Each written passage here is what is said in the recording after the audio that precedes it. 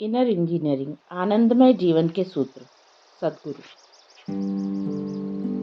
दो अक्षरों का एक बदनाम शब्द। एक दिन एक आदमी शंकरन पिल्लई की दवा की दुकान की तरफ जा रहा था कि उसे दुकान के बाहर लैंप पोस्ट से लिपटा एक आदमी नजर आया। उसे देखकर वह हैरान रह गया। जब वह दुकान के अंदर गया तो उसने शंकरन से पूछा, वह आदमी कौन है, क्या हुआ है उसको? शंकरन पिल्लई ने तुरंत जवाब दिया, अरे वह मेरा ही ग्राहक है। लेकिन उसको क्या हुआ है? वह खांसी की कोई दवा मांग रहा था, मैंने दवा दे दी। आपने उसको क्या दवा दी? मैंने एक डिब्बा जुलाब पेट साफ करने की दवा दे दिया और उसे यहीं खा लेने के लिए कहा। सिर्फ खांसी के लिए जुलाब? आपने उसे जुलाब क्यों दिया? अब जरा उसे देखो, वह खांसने की हिम्मत भी नहीं कर सकता। अपनी खुशहाली की तलाश करने वाले लोगों को भी आज दुनिया में इसी तरह का जुलाब पिलाया जा रहा है, जिसकी वजह से गुरु आज महज दो अक्षरों का एक शब्द बनकर रह गया है। दुर्भाग्य से हम इस शब्द का सही अर्थ भूल गए हैं। गुरु शब्द का अर्थ है अंधेरे को दूर करने वाला। आम धारणा यह है कि गुरु का काम ज्ञान और उपदेश देना या धर्म परिवर्तन करना होता है, पर ऐसा नहीं है। गुरु का काम आपके लिए उन आयामों को उजागर करना है जो अभी आपके अनुभव में नहीं है, जो आपकी ज्ञानेंद्रियों के बोध तथा आपके मनोवैज्ञानिक नाटक से परे होते हैं।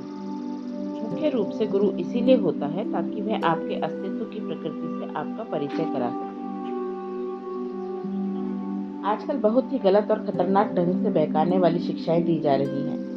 इन्हीं में से एक है इस पल में रहना। ऐसी शिक्षा देने के पीछे धारणा यह है कि अगर आप चाहें तो आप कहीं भी और रह सकते हैं। भला यह कैसे संभव है? वर्तमान ही एक ऐसी जगह है जहां आप रह सकते हैं। अगर आप जीवित हैं तो इसी पल में जीवित हैं। अगर आप मरते हैं तो इसी पल में मरते हैं। यह पल नित्य है, शाश्वत है।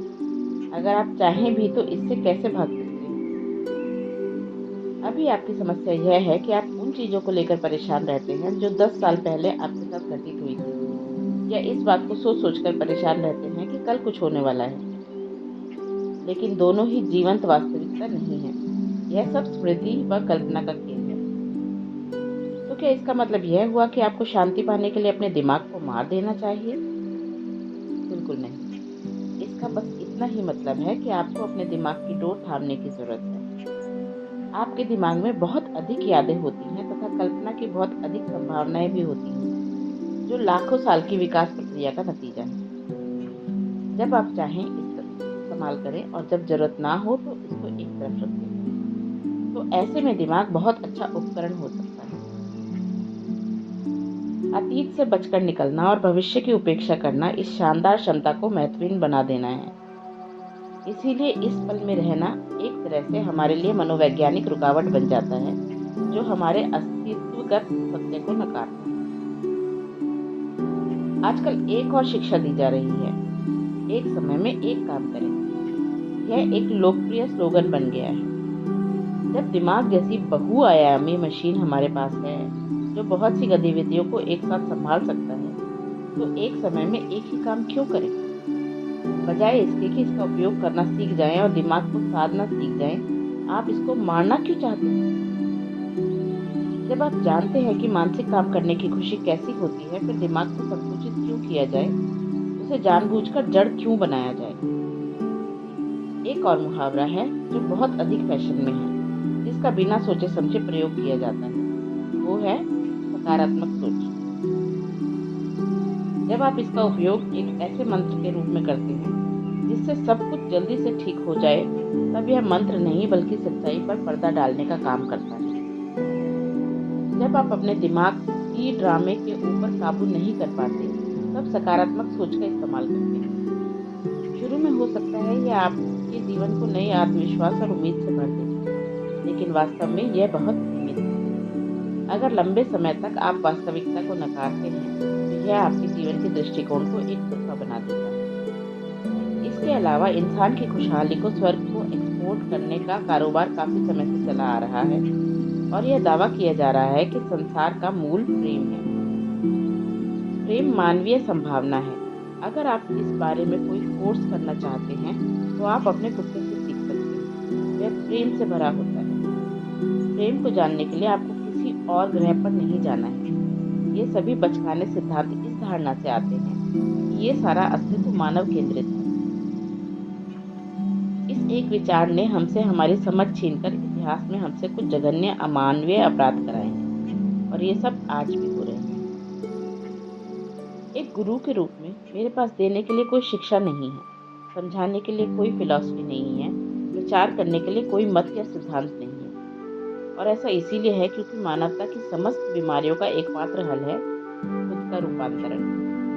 आत्म रूपांतरण खुद को धीरे धीरे बेहतर बनाना नहीं है। आत्म रूपांतरण नैतिकता व आचार संहिता से या व्यवहार में बदलाव लाने से नहीं होता, बल्कि अपनी असीमित प्रकृति का अनुभव करने से होता है। आत्म रूपांतरण का मतलब है कि अब पुराना कुछ भी नहीं रहा। यह जीवन को जानने और अनुभव करने के पूरे आयाम को ही बदल देता है। इसको जानना ही योग है। जो व्यक्ति अपने जीवन में इसे साकार कर लेता है वह योगी है। जो इस दिशा में आपका मार्गदर्शन करता है वह गुरु है। इस पुस्तक के माध्यम से मेरा उद्देश्य यह है कि आनंद आपका हमेशा का साथी संगी बन जाए। इसे एक वास्तविकता बनाने के लिए यह पुस्तक आपको कोई उपदेश नहीं बल्कि एक विज्ञान भेंट करती है। कोई शिक्षा नहीं बल्कि एक तकनीक भेंट करती है। कोई नियम नहीं बल्कि एक मार्ग भेंट करती है। उस विज्ञान की खोज करने का, उस तकनीक के ऊपर काम करने का, उस रास्ते पर चलने का अब समय आ गया है। गुरु इस यात्रा की मंजिल नहीं बल्कि वह रोड मैप है। आंतरिक आयाम एक अनजाना इलाका है। अगर आप ऐसे रास्ते पर चलते हैं जो आपके लिए अनजान है, तो क्या यह अच्छा नहीं होगा कि आपके पास रोड मैप हो? एक तरह से गुरु का मतलब होता है जीता जागता रोड मैप, GPS, यानी गुरु पाथ फाइंडिंग सिस्टम। और इसीलिए है 2 अक्षरों का यह बदनाम शब्द। आपका काम दोगुना आसान बनाने के लिए मैंने सोचा इसे 4 अक्षरों का बना दूं।